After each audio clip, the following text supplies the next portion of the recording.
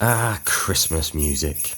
Nothing quite ruins a peaceful November shopping trip like being blindsided by the opening notes of Last Christmas.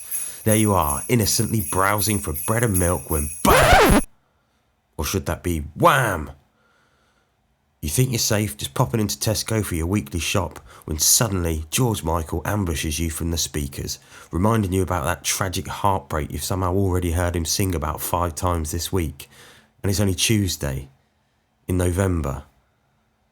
Don't forget to like and subscribe, and the link for Jingle Hells, my book, is in the description below. Now let's get into one of the 12 pains of Christmas. Christmas music on loop. The thing about Christmas music is that as soon as the first lights go up on the high street, the same 10 songs start playing on an endless loop. We've got George, we've got Mariah, bit of Bublé these days, and of course the Pogues. I could sing Fairy Tale in New York backwards at this point, both clean and controversial versions. Speaking of controversial versions, watch any pub crowd during that song. Half of them suddenly need a drink exactly when that lyric comes up, while others mysteriously develop a coughing fit. Can we say the word? Is it okay because it's an old song and we didn't care about people's feelings in the 80s? I'll just eat my Christmas dinner flavoured Walker's crisps until the song is finished. And then there's the countdown colleague.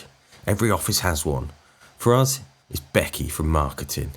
Come on everyone, get into the Christmas spirit. Only 54 days to go.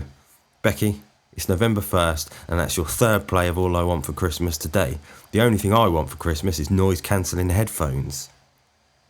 Here's a disturbing fact for you. All I Want for Christmas Is You by Mariah Carey is so overplayed that one pub chain actually banned it. The staff probably threw a party to celebrate, though hopefully not with Christmas music. Mariah Carey makes about 2.5 million a year from that one song. One bloody song. Meanwhile, I'm here debating whether to shell out for Tesco's finest mince pies or not. And it's the same for Slade's Merry Christmas Everybody, making its creators more money each Christmas than most people make in a year. Probably sitting on a beach somewhere counting their royalties, while we're stuck here listening to it for the 47th time in Marks and Spencer's. Once, in a desperate attempt to save my sanity, I tried playing some Guns N' Roses during December, just to cleanse the musical palate.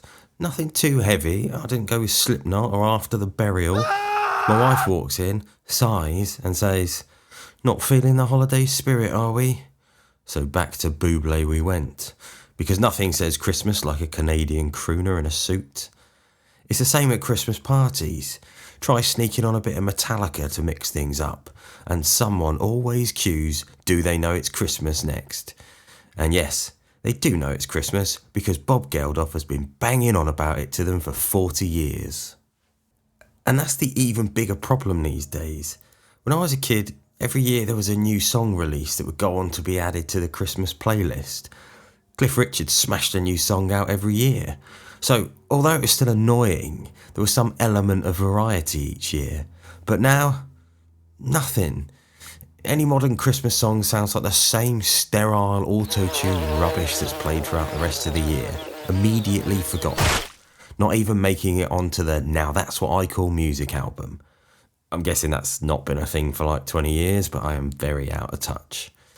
I'd argue The Darkness is the last band to sneak a bona fide Christmas classic in. You know the one, Christmas Time, Don't Be a Bellend, or something like that. Now here's a thing for you. Scientists claim that hearing too much Christmas music can actually increase stress. Finally, scientific proof that I can use to justify my Grinch-like behaviour. Sorry boss, can't come in today. Doctor says I'm suffering from acute Mariah Carey exposure. So, how do we survive this musical marathon? Well, I've got some tips. 1. Invest in noise-cancelling headphones. Though wearing them at the office Christmas party might be considered rude, probably worth it though. 2. Develop a mysterious Christmas song allergy.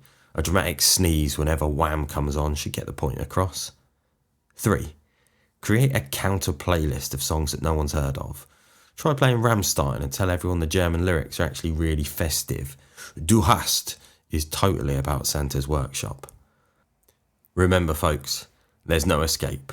From sometime in November until New Year's, you don't need to wish it could be Christmas, It literally is Christmas every day, and the radio, the shops, the TV adverts, and Becky from marketing will do their damnedest to remind you.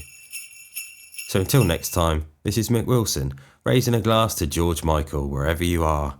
At least you don't have to hear your own song on repeat anymore. And that's the Mick Take. Cheers.